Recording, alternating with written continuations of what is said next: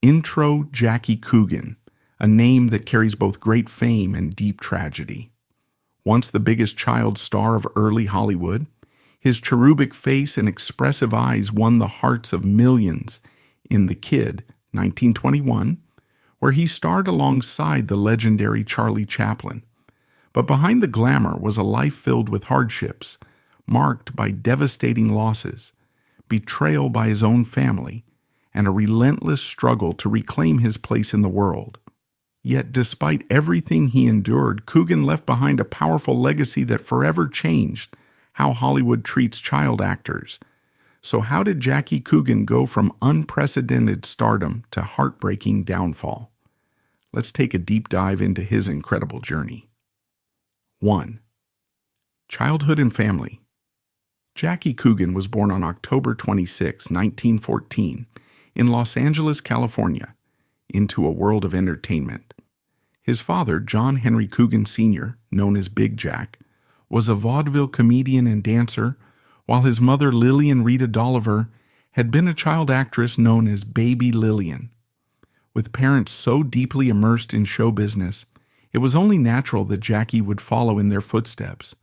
From infancy, he was placed on stage as part of his parents' vaudeville act, captivating audiences with his natural talent. Unlike many child performers who are reluctantly pushed into the spotlight, Jackie seemed to thrive in it. He had an extraordinary ability to sing, dance, and act, a rare triple threat. By the time he was just 18 months old, Jackie had already made his first screen appearance in an unnamed Western film in 1916. At the age of 5, he was performing at the Orpheum Theater in Los Angeles, where a fateful encounter changed his life forever. Charlie Chaplin, already a silent film legend, was in the audience when he saw young Jackie performing the popular shimmy dance. Something about the boy's charisma and expressive face struck Chaplin, who immediately saw potential in him.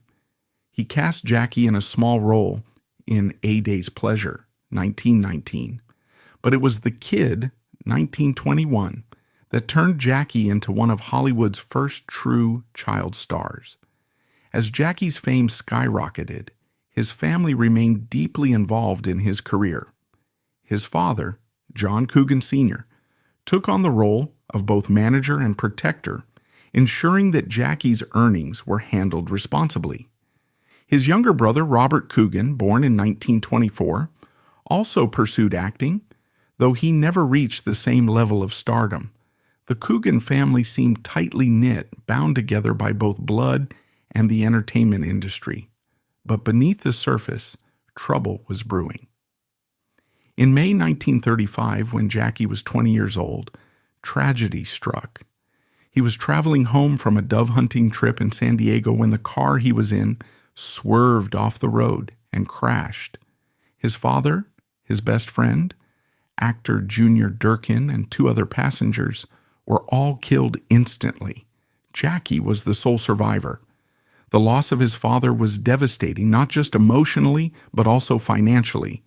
John Coogan Sr. had been the one safeguarding Jackie's vast earnings, which were estimated to be between $3 to $4 million, a fortune at the time. With him gone, Jackie's financial future was left in the hands of his mother. Not long after his father's death, Jackie's mother, Lillian, remarried Arthur Bernstein, a man who had previously been the family's financial advisor. Jackie believed that despite his father's absence, his fortune was still intact and being managed properly. However, when he turned 21 later that year and requested access to his money, he was met with a shocking betrayal. His mother and stepfather refused to give him anything, claiming that his earnings were never truly his since, in their eyes, he had only been playing rather than working. Even worse, they had already spent most of his money on extravagant luxuries, fur coats, expensive jewelry, and high-end cars, while Jackie had nothing. Feeling utterly deceived by the people he trusted most, Jackie took the painful step of suing his mother and stepfather in 1938. The legal battle became a national scandal, drawing widespread attention to the financial exploitation of child actors. Although Jackie eventually won the case, it was a hollow victory. The fortune that had once been his was almost entirely gone. Out of the millions he had earned, he only recovered $126,000. However, his fight led to a crucial legal reform. In 1939, the California government passed the Coogan Act, a law designed to protect child actors from financial abuse by ensuring that a portion of their earnings is set aside for them when they reach adulthood. 3. Career. Jackie Coogan's career is a compelling tale of both extraordinary success and deep struggles, mirroring the evolution of Hollywood itself. His journey began as a vaudeville-trained child prodigy, transformed him into one of the biggest child stars in silent film history, and later saw him struggling to reclaim his place in a rapidly changing entertainment landscape. Despite the setbacks, his ability to reinvent himself and leave an enduring impact on both the industry and child actors' rights highlights the depth of his legacy. From an early age, Coogan displayed an innate ability to command attention on stage, thanks to his expressive face, physical comedy, and natural charisma.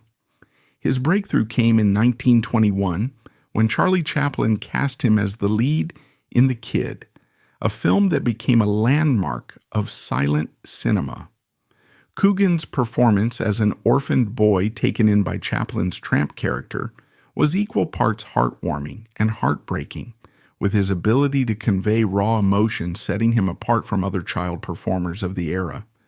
The film's massive commercial success made him an instant star, and Hollywood rushed to capitalize on his appeal.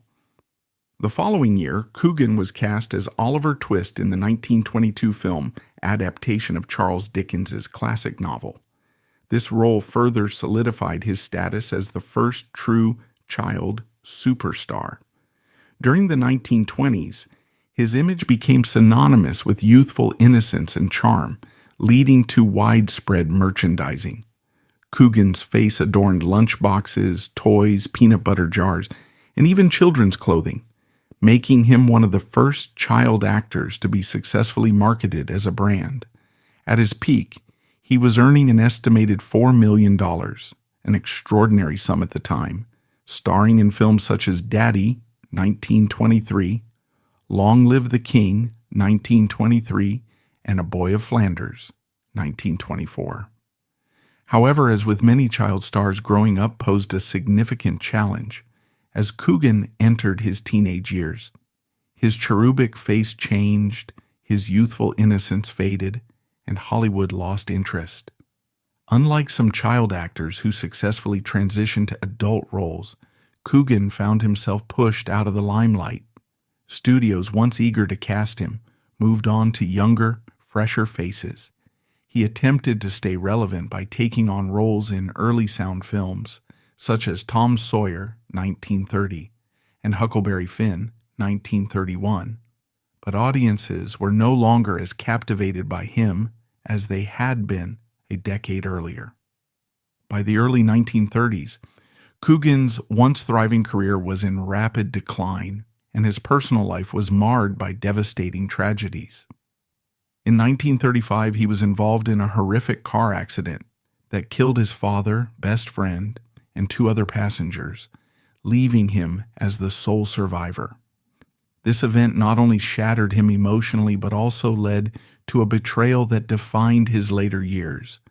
The realization that his mother and stepfather had spent nearly all of his childhood earnings. The legal battle that followed resulted in the Coogan Act, 1939, a landmark law protecting child actors' financial rights. By the time Coogan entered adulthood, World War II had begun, and rather than continuing to struggle for film roles, he enlisted in the U.S. Army in 1941. His military service became one of the most defining periods of his life. Having been a licensed pilot before the war, Coogan joined the U.S. Army Air Forces and became a glider pilot, serving in the 1st Air Commando Group. He participated in high-risk missions in the China-Burma-India theater, where he transported troops and supplies behind enemy lines under treacherous conditions. This phase of his life demonstrated his bravery and dedication beyond Hollywood, proving he was more than just a former child star clinging to his past fame.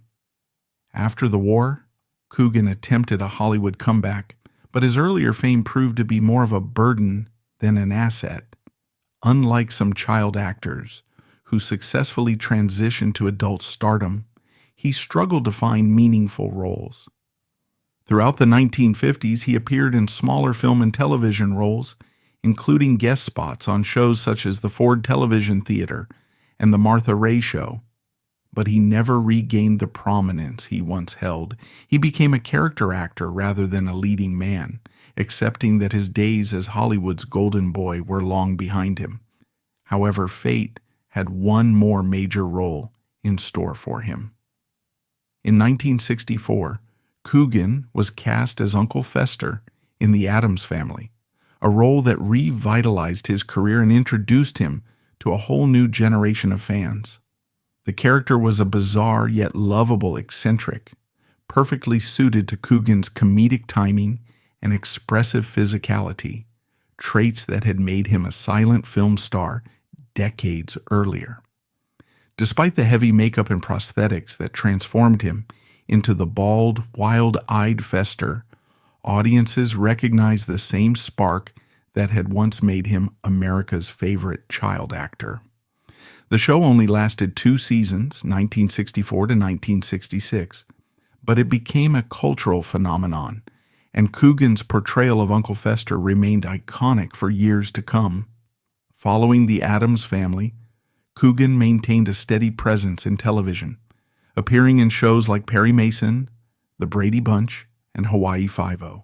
He continued acting well into the 1970s and 1980s, though in smaller, often nostalgic roles. His ability to embrace his past and reinvent himself as a beloved character actor allowed him to sustain his career far longer than many former child stars of his era. Beyond his personal acting career, Coogan's impact on Hollywood extended beyond the screen. His legal battle over his lost fortune led to one of the most important reforms in entertainment law, ensuring that future child actors would never face the same exploitation he did. The Coogan Act remains in place today, protecting the earnings of young performers and serving as a lasting testament to his legacy. Fourth, scandal. Jackie Coogan's alleged involvement in the 1933 Brooke Hart lynching remains one of the most controversial and morally complex events of his life. Until that point, he had been primarily known as a former child star struggling to find his place in Hollywood, but his rumored participation in one of the most infamous acts of mob justice in American history cast a dark shadow over his public persona.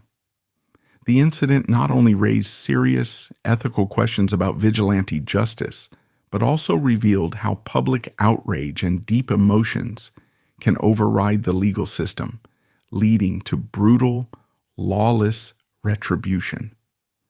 At the time, Coogan was attending Santa Clara University, a well-regarded private institution in Northern California, where he became close friends with Brooke Hart, the 22-year-old heir to the Hart family department store in San Jose.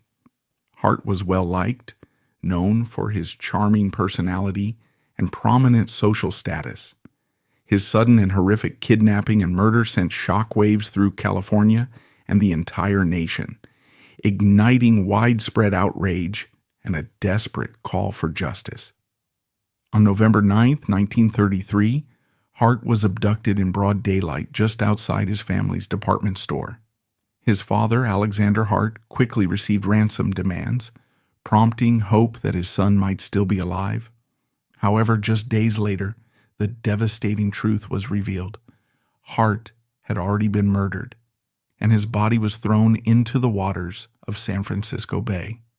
This gruesome crime deeply enraged the public, particularly in San Jose, where the Hart family was deeply rooted in the community. Authorities swiftly arrested Thomas Thurmond and John Holmes, two white men who were believed to be responsible for the crime. During police interrogations, the suspects reportedly confessed to killing Hart before ever making a ransom demand, a chilling revelation that only fueled the growing public fury. Given the intensity of the outrage, local officials took precautions, stationing officers around the jail where the two men were being held, fearing possible retaliation. However, even with these efforts, they were unable to prevent what happened next. On the night of November 26, 1933, an enraged mob estimated to be between 6,000 and 10,000 people gathered outside the San Jose jail, demanding immediate justice. The massive crowd, seething with fury, quickly overpowered the underprepared authorities, stormed the facility, and forcibly dragged Thurmond and Holmes out into the streets. What followed was one of the most chaotic and infamous acts of vigilante justice in U.S. history. The mob transported the two accused men to St. James Park, a central area in downtown San Jose. There, in a horrific and merciless spectacle, they strung the men up from a large tree and lynched them in front of thousands of onlookers. The scene was brutal and lawless, with no official intervention. Local law enforcement officers either stood by, overwhelmed, or deliberately allowed the execution to happen. This lynching was highly publicized and later became known as one of the only documented public lynchings of white men in California history. Following the lynching, sensationalized news reports emerged, claiming that Jackie Coogan had been present at the scene. Some eyewitnesses even went as far as to allege that he had actively participated, claiming that he held the rope used to hang one of the men. If these reports were true, it meant that the once beloved child star, known for his innocent and heartwarming roles, had directly taken part in an extrajudicial execution, a shocking and disturbing contrast to the wholesome image that had defined his early career. However, Coogan's exact level of involvement remains uncertain and widely debated. Some historical sources suggest that he was merely a bystander caught up in the mob's emotional frenzy, witnessing but not actively engaging. Others insist that he played a direct role, actively participating in the lynching as a form of revenge for his friend. Regardless of the truth, the mere association with such a violent event permanently tainted his public image. 5. Marriages.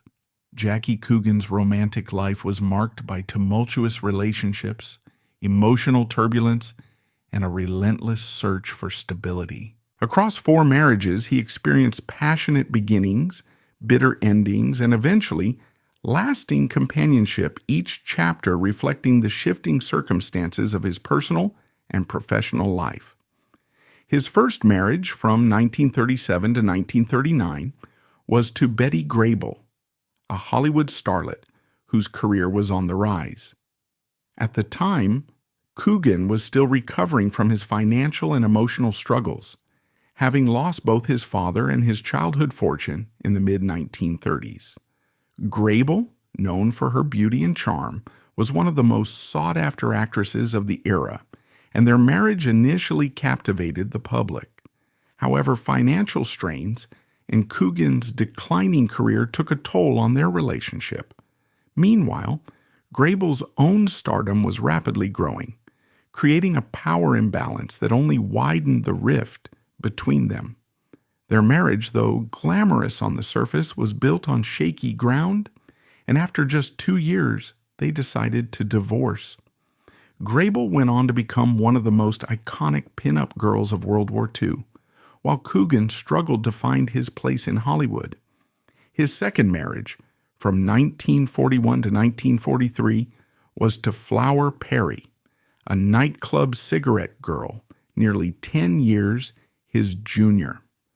This relationship came at a time when Coogan was still searching for direction, having failed to revive his acting career, Perhaps seeking comfort and distraction, he rushed into marriage with Perry, but the union quickly proved unstable. Soon after their wedding, Perry became pregnant with their son, John Anthony Coogan. Yet Coogan's self-destructive habits continued. His heavy drinking, frequent partying, and general neglect of his family responsibilities created deep tensions between the couple. Perry, still young and unprepared for the challenges of marriage to a troubled former star, filed for divorce in 1943, ending their short-lived union. By 1946, Coogan attempted to build a more traditional family life with his third wife, Anne McCormick. This marriage, unlike his previous ones, appeared more grounded, and the couple welcomed a daughter, Joanne Coogan.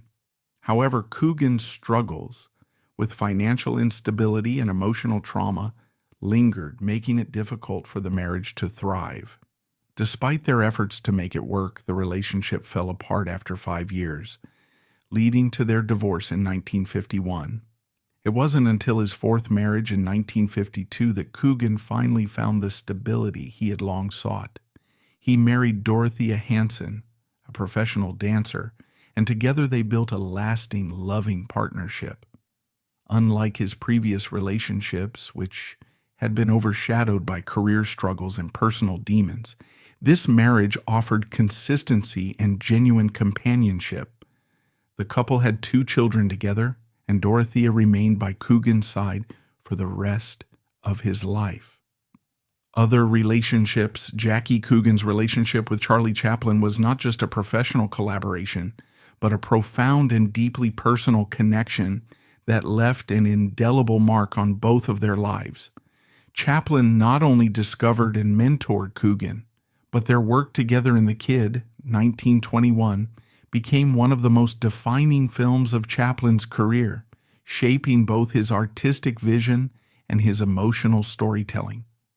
While Jackie Coogan is often remembered as the child actor who was molded by Chaplin, their partnership was mutually influential. Chaplin, already a rising figure in silent cinema, had never before worked with a child in such a pivotal role. The emotional weight and depth that The Kid required pushed Chaplin into new creative territory, forcing him to blend comedy with deeply moving drama in a way that had not yet been seen in silent films. Coogan's performance, his ability to seamlessly transition between playfulness and heartbreak, allowed Chaplin to explore themes of poverty, loss, and fatherly love with unprecedented emotional depth. Before The Kid, Chaplin was primarily known for his slapstick comedy as the Tramp, a character who found humor in misfortune. But the presence of Coogan as the abandoned child in need of love added a level of sentimentality and human connection that Chaplin had never fully explored before. This was a turning point in Chaplin's evolution as a filmmaker. The success of The Kid demonstrated that cinema could be more than just entertainment. It could evoke real, deep emotions. This newfound depth in storytelling would become a signature of Chaplin's later films, including City Lights, 1931, Modern Times, 1936, and The Great Dictator, 1940.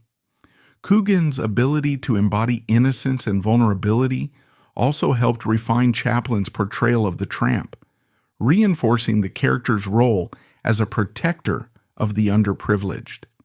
Their on-screen chemistry was so powerful that audiences genuinely believed in their father-son bond, and it cemented Chaplin's reputation not just as a comedian, but as a filmmaker capable of profound storytelling. Beyond their professional relationship, Chaplin saw part of himself in Coogan, which may explain why he became so invested in the boy's success. Chaplin had grown up in extreme poverty in London, experiencing hunger, neglect, and abandonment, much like the character Coogan played in The Kid. This personal connection made their scenes together even more powerful, as Chaplin channeled his own childhood pain into his character's deep affection for the boy. This emotional bond extended beyond the screen. Chaplin was known for being meticulous and demanding on set, but with Coogan, he was also patient, nurturing, and encouraging.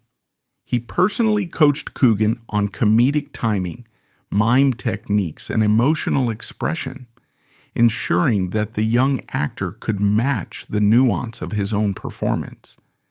This kind of personal mentorship was rare in Hollywood, making their relationship unique. Even after their work together ended, their connection endured. Although they did not remain in frequent contact, Coogan never spoke ill of Chaplin, even during the anti-communist hysteria of the McCarthy era, when many in Hollywood distanced themselves from the filmmaker. When Chaplin was exiled from the U.S. and spent 2 decades in Europe, Coogan's loyalty to his former mentor remained unshaken. When Chaplin returned to the United States in 1972 to receive an honorary Academy Award for Lifetime Achievement, it was one of the most emotional moments in film history. After years of exile, Chaplin was finally being recognized for his contributions to cinema. Among the many actors, filmmakers, and admirers waiting to greet him was Jackie Coogan, now an older man who had endured his own hardships, but remained forever linked to Chaplin by their shared past. 7. Death. Jackie Coogan's life was a remarkable journey filled with extraordinary success, devastating betrayals, and an enduring legacy that continues to shape the entertainment industry today. Born on October 26, 1914, in Los Angeles, California, Coogan became one of Hollywood's earliest and most celebrated child stars, achieving global fame after starring alongside Charlie Chaplin in The Kid, 1921. His talent, charisma, and expressive face made him a household name, and as a child, he earned an estimated $3 to $4 million, a fortune at the time. However, his transition into adulthood was anything but smooth, and his life story became a cautionary tale about the financial exploitation of child actors. Despite his early fame, Coogan's life took a tragic turn. As he grew older, the cherubic appeal that made him famous faded, and Hollywood had little interest in casting him as an adult. By the mid-1930s, his career had slowed down significantly, but he still had one major source of security: the vast fortune he had accumulated as a child star. Unfortunately, in 1935, a devastating car accident changed everything. While returning from a dove hunting trip, the vehicle he was in crashed, killing his father, best friend, and 2 other passengers, leaving Coogan as the sole survivor. Not only did he lose his father, a man who had protected his earnings, but he also lost the person who had ensured his financial security. When Coogan turned 21 in 1935, he expected to inherit his millions, but what he discovered instead was an unimaginable betrayal. His mother and stepfather, Arthur Bernstein, had squandered nearly all of his earnings, spending lavishly on luxury cars, extravagant jewelry, and fur coats, while he had nothing. When Coogan confronted them, they coldly dismissed his concerns, with his mother even claiming that he had merely been playing as an actor and that he was never entitled to the money in the first place. The betrayal shattered Coogan emotionally and financially, forcing him into a highly publicized legal battle in 1938. The lawsuit against his mother and stepfather became a national scandal, exposing the lack of financial protections for child actors. Although Coogan ultimately won the case, by the time legal fees and extravagant spending had drained the accounts, he only recovered about $126,000, a tiny fraction of what he had originally earned. Despite his personal loss, his fight brought attention to the systemic problem of financial abuse in the entertainment industry, and in 1939, California passed the Child Actors Bill, better known as the Coogan Act. This law mandated that 15% of a child actor's earnings be placed into a trust, known today as a Coogan account, ensuring that young performers would have access to their earnings once they reached adulthood. Though his career never fully recovered from his struggles in early adulthood, Coogan remained a steady presence in Hollywood, later gaining recognition for his role as Uncle Fester in The Addams Family, 1964 to 1966. Even as his acting career took a back seat, his impact on the industry was undeniable. Over the years, the Coogan Act has been expanded and adapted, most recently extending protections to child social media influencers, ensuring that minors who generate income online cannot be exploited by parents or guardians in the same way Coogan had been. On March 1, 1984, Coogan passed away from heart failure in Santa Monica, California, at the age of 69. He was laid to rest at Holy Cross Cemetery in Culver City, leaving behind a legacy that extends far beyond his work in film and television. Although his life was filled with heartbreak and hardship, his story sparked real change, protecting generations of young performers from financial exploitation. Thanks to his unintentional yet invaluable contribution, child actors today have safeguards in place to protect their earnings, ensuring that no one else has to endure the same fate he did.